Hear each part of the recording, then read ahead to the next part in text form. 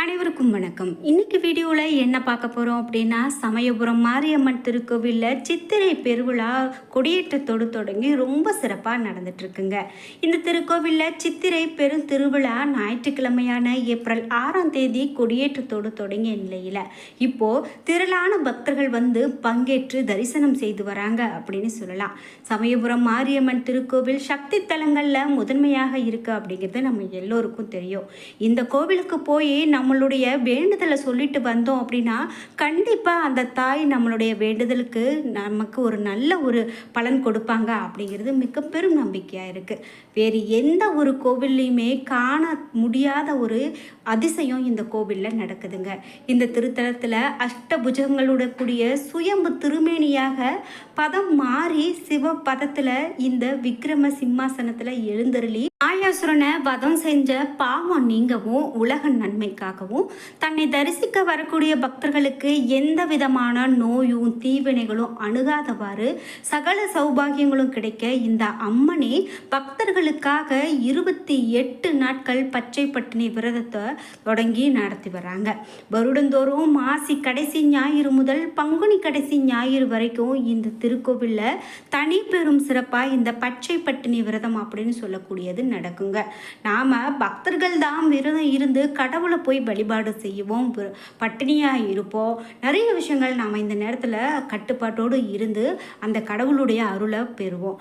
ஆனால் பக்தர்களுக்காக இந்த அம்மனே நம்மளுடைய தாயே இங்கு விரதம் இருக்கக்கூடிய ஒரு நிகழ்வு வேறு எங்குமே நடக்காத ஒரு அதிசயம் சமயபுரத்தில் நடக்கும் அப்படின்னு சொன்னால் அது மிகையாகாதுங்க.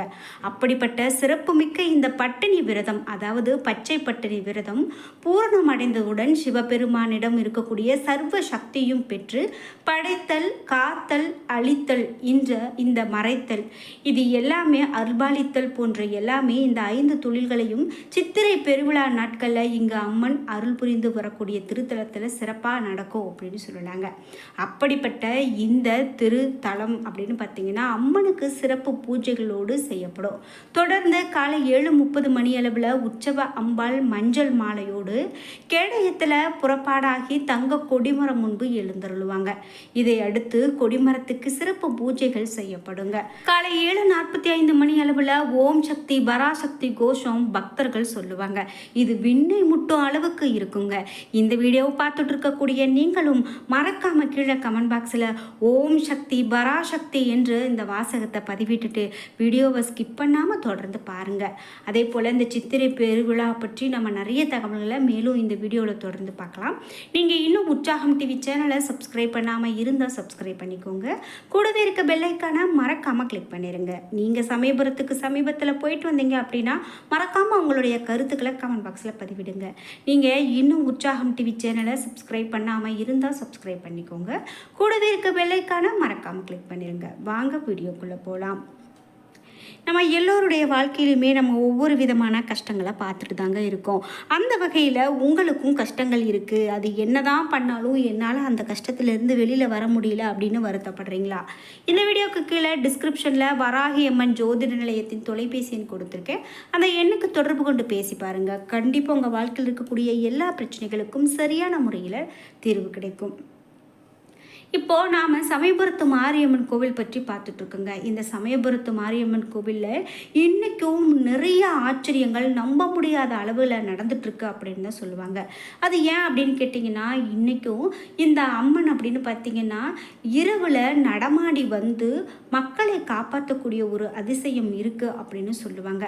அதை கேட்கும் போதே நமக்கு ரொம்பவே ஆச்சரியம் அளிக்கக்கூடிய வகையில் இருக்கும் அப்படின்னு சொல்லலாம். அதே போல் தான் இந்த பச்சை பட்டினி விரதம், இது மக்களுக்கு அம்மனே இங்கு விரதம் இருந்து மேற்கொள்ளக்கூடியது. அதே போல அம்மை நோய் கண்டவங்க இந்த கோவிலில் தங்கி நோய் நீங்கும் வர இருந்து வழிபாடு செய்கிறாங்க. அவர்கள் மீது அபிஷேக தீர்த்தம் தெளிக்கப்படுவது வழக்கம். அதே போல அம்மையால் பாதிக்கப்பட்டவங்களும் தீராத நோயால் பாதிக்கப்பட்டவங்களும் கூட அவர்களுடைய வேண்டுதலை மாரியம்மன் கிட்ட தெரிவிக்கிறாங்க. அது நிறைவேறிய பிறகு அம்மனுக்கு உருவம் வைத்து வழிபாடு செய்தல், அதாவது அம்மனை போன்றே சிறிய வடிவில் முழு உடல் பகுதி, கண், கண் போன்ற பகுதிகளை செய்து வைப்பாங்க. அதே போல் கோழி ஆடுகளை காணிக்கையாக செலுத்துவது இவையெல்லாம் பக்தர்கள் மேற்கொண்டு வராங்க. தை மாசி பங்குனி சித்திரை மாதங்களில் மாலை அணிந்து விரதம் இருந்து பக்தர்கள் பாத யாத்திரையாக வந்து தங்களுடைய வேண்டுதல்களை நிறைவேற்றும் விதமாக நேர்த்திக்கடனை செலுத்தி வழிபாடு செய்வாங்க. மற்ற மாதங்களை காட்டிலும் பங்குனி சித்திரை மாதங்களில் பாத யாத்திரையாக வரக்கூடிய பக்தர்களின் எண்ணிக்கை அதிகமாக இருக்கும். இப்படி வரக்கூடிய பக்தர்களுக்கு பல்வேறு இடங்களில் நீர்மோர் பானகம் போன்றவற்றை பொதுமக்கள் வழங்கி பக்தர்களை இளைப்பார செய்வாங்க அப்படின்னு சொல்லலாம். அதே போல தாங்க அமாவாசை நாட்களில் வழிபாடு ரொம்ப சிறப்பாக இங்கே இருக்கும் அப்படின்னு சொல்லலாம். நீங்கள் இது போல் நாட்கள்லாம் இங்கே சென்று வழிபட்டிருக்கீங்க அப்படின்னா உங்களுடைய கருத்துக்களை மறக்காமல் கமெண்ட் பாக்ஸில் பதிவிடுங்க. மேலும் இந்த சமயபுரத்து மாரியம்மன் பற்றி நீங்கள் கேள்விப்படணும் அப்படின்னா நிறைய விஷயங்கள் இருக்குங்க. இந்த அம்மனுடைய தல வரலாறு அப்படின்னு கேட்கும்போது நமக்கு ரொம்பவே ஒரு ஆச்சரியத்தை கொடுக்கக்கூடியதாக இருக்கும் அப்படின்னு சொல்லலாம். சமயபுரம் மாரியம்மன் கோவில் இதிகாசங்கள் வழியாக பார்க்கும்போது சுமார் 300 ஆண்டுக்கும் மேலே பழமையானது அப்படின்னு புராண காலத்தில் உருவானதாகவும் கூறப்படுதுங்க. அதாவது இந்த 300 ஆண்டுகளுக்கு முன்பாக தோற்றுவிக்கப்பட்டதாக இருக்கும் அப்படின்னு சொல்கிறாங்க. சமயபுரம் மாரியம்மன் கோவிலுடைய மூலக்கோவிலான ஆதி மாரியம்மன் கோவில் விக்ரமாதித்த மகாராஜா வழிபட்ட திருத்தலம் அப்படிங்கிறது ரொம்பவே பெருமைக்கு உரியது அப்படின்னு சொன்னாலும் இப்போ இருக்கக்கூடிய இந்த சமயபுரம் மாரியம்மன் கோவில் விஜயநகர மன்னர்களால் காலத்தில் அவர்களால் தோற்றுவிக்கப்பட்டது அப்படிங்கிற ஒரு தகவலும் சொல்கிறாங்க. இந்த கோவில் அமைந்திருக்கக்கூடிய பகுதிக்கு கண்ணனூர், கண்ணபுரம், விக்ரமபுரம், மாகாளிபுரம் என்று வரலாற்று பெயர்கள் நிறைய இருக்குங்க. இந்த கோவிலில் இருக்கக்கூடிய மாரியம்மன் உற்சவர் சிலை விஜயநகரத்து மன்னர்களால் வழிபாடு செய்யப்பட்டது அப்படின்னு சொல்கிறாங்க. விஜயநகர பேரரசுக்கு ஆபத்து ஏற்பட்ட போது உற்சவ அம்மன் சிலையை பல்லக்கில் தூக்கி வந்தாங்களாம். பல்லக்க தூக்கி வந்தவங்க அந்த காலத்தில் வேப்ப மரங்கள் வளர்ந்த அடற்காடாக இருந்த இடத்துல அதாவது இப்போ இருக்கக்கூடிய இந்த சமயபுரத்தில் இறக்கி வச்சுட்டு உணவு சாப்பிட போனாங்களாம். அந்த நேரத்தில் உணவு உண்ட பிறகு பல்லக்க தூக்க முற்பட்ட போது தூக்க முடியாமல் போனதால் அங்கேயே விட்டுட்டு போயிட்டாங்களாம். பிறகு கிபி 1806 முதல் 1732 வரை திருச்சி பகுதியை ஆண்ட விஜயரங்க சொக்கநாதர் காலத்தில் அம்மனுக்கு தனி கோவில் அமைத்து பிரதிஷ்டை செய்திருக்காங்க. அதுவே நாம் இன்னைக்கு வழிபடக்கூடிய இந்த சமயபுரம் மாரியம்மன் கோவில் அப்படிங்கிறது மிகவும் வரலாற்று சான்றுகளோடு சொல்லப்படுதுங்க. வேப்பமர காட்டில் உருவான கோவில் அப்படின்னு சொல்கிறதால தான் இப்போதும் இந்த சமயபுரம் மாரியம்மன் கோவிலின் தலவிருட்சம் வேப்ப மரமாக இருக்கிறது அப்படிங்கிறது குறிப்பிடத்தக்கதாக சொல்லலாங்க. விஜயநகர மன்னர் ஒருவர் இந்த பகுதிக்கு படையெடுத்து வந்த போது அம்மனை வழிபட்டு போருக்கு சென்றாராம். அந்த போரில் அவருக்கு பெரும் வெற்றி கிடைச்சதாம். அதே போல் அம்மனை வழிபட்டதால் கிடைத்த வெற்றிக்கு நன்றி கடனாகத்தான் அப்போது உருவாக்கப்பட்டது இந்த சமயபுரம் மாரியம்மன் கோவில் அப்படின்னு சொல்கிறாங்க. அவ்வளவு சிறப்பு வாய்ந்ததுங்க இந்த சமயபுரம் மாரியம்மன் கோவில். இந்த கோவிலுக்கு போகாதவங்க இருக்கவே முடியாது அப்படின்னு கூட சொல்லுவாங்க. அப்படி ஒருவேளை இந்த கோவிலுக்கு இன்னும் நான் போகலை அப்படின்னு நீங்கள் வருத்தப்படுறீங்களா?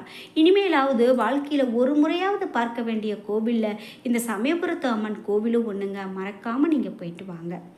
குறிப்பிட்டு சமயபுரம் மாரியம்மன் கோவிலில் நாம் வைக்கப்படக்கூடிய அந்த வேண்டுதல் அப்படின்னு பார்த்தீங்கன்னா நிச்சயமாக நிறைவேறுங்க. அது நிறைய பேர் அனுபவ ரீதியாக சொன்னது. அதே போல் இங்கே போய் முடிக்காணிக்கை கொடுக்கக்கூடிய பக்தர்கள் நிறைய பேர் இருப்பாங்க. அதுவும் ரொம்ப ரொம்ப சிறப்பானதுங்க. 48 நாட்கள் தொடர்ந்து தினமும் காலையில் எழுந்து சமயபுரத்து மாரியம்மனை நினைத்து நாம் அவருக்கான மந்திரத்தை நம்பிக்கையோடு சொல்லி வந்தோம் அப்படின்னா வீட்டில் எப்போதும் வறுமை என்பதே நிச்சயமாக இருக்காது, கஷ்டமும் இருக்காது. 48 நாட்களில் நம்ம வீட்டில் இருக்க என்ன அதிசயம் நடக்கிறது என்பதை நம்மளால் உணர முடியும். நம்ம வீட்டில் இருக்கக்கூடிய பெண்கள், ஆண்கள், சிறியவர்கள் யார் வேண்டுமானாலும் இந்த வழிபாட்டை மேற்கொள்ளலாம். உங்கள் மனதில் இருக்கக்கூடிய எந்த கஷ்டத்தை வேண்டுமானாலும் அம்பாள் கிட்ட சொல்லி அந்த கஷ்டம் 48 நாட்களுக்குள் சரியாக வேண்டும் அப்படின்னு பிரார்த்தனை வைக்கலாம். வீட்டு பெண்களுக்கு 48 நாட்கள் தொடர்ந்து இந்த வழிபாட்டை செய்து முடிக்கிறதுக்கான ஒரு வழி கிடைச்சது அப்படின்னா அது ரொம்ப ரொம்பவே நல்லதுங்க. இடையில் மாதவிலக்கு ஏற்படும். அப்போது அந்த பூஜை அறையில் விளக்கு ஏற்ற வேண்டாம். ஆனால் காலையில் எழுந்து வழக்கம் போல் குளித்து முடிச்சுட்டு வீட்டில் பூஜை அறை தவிர வேறு ஏதாவது ஒரு இடத்துல அமர்ந்து இந்த மாரியம்மனை நினைத்து மந்திரத்தை மனசார உச்சரிக்கலாம். அதில் எந்த விதமான தவறும் கிடையாது அப்படின்னு சொல்கிறாங்க. இப்படி 48 நாட்களும் மந்திரத்தை சொல்லி வழிபாடு செய்து பாருங்க. கஷ்டத்துக்கு முற்றுப்புள்ளி கிடைக்கும். அம்பாளை பெண் வடிவம் எடுத்து உங்கள் வீட்டுக்குள்ளே வந்தாலும் ஆச்சரியப்படுவதற்கு இல்லை. அந்த அளவுக்கு நம்பி இந்த வழிபாடுகளை செய்துட்டு வாங்க. நிச்சயமாக நீங்கள் வாழ்க்கையில் வெற்றி அடைவீங்க. என்ன நண்பர்களே, இன்றைக்கி வீடியோவில் சமயபுரத்து மாரியம்மன் கோவில் பற்றிய நிறைய ஆச்சரியமான தகவல்களை தெரிஞ்சுக்கிட்டோம். வீடியோ கண்டிப்பாக உங்களுக்கு பயனுள்ளதாக இருந்திருக்கும். வீடியோ உங்களுக்கு பிடிச்சிருந்தா லைக் பண்ணுங்கள், ஷேர் பண்ணுங்கள், கமெண்ட் பண்ணுங்கள். நீங்கள் இன்னும் உற்சாகம் டிவி சேனலை சப்ஸ்கிரைப் பண்ணாமல் இருந்தால் சப்ஸ்கிரைப் பண்ணிக்கோங்க. கூடவே இருக்க பெல் ஐக்கானை மறக்காமல் கிளிக் பண்ணிடுங்க. நன்றி வியூவர்ஸ்.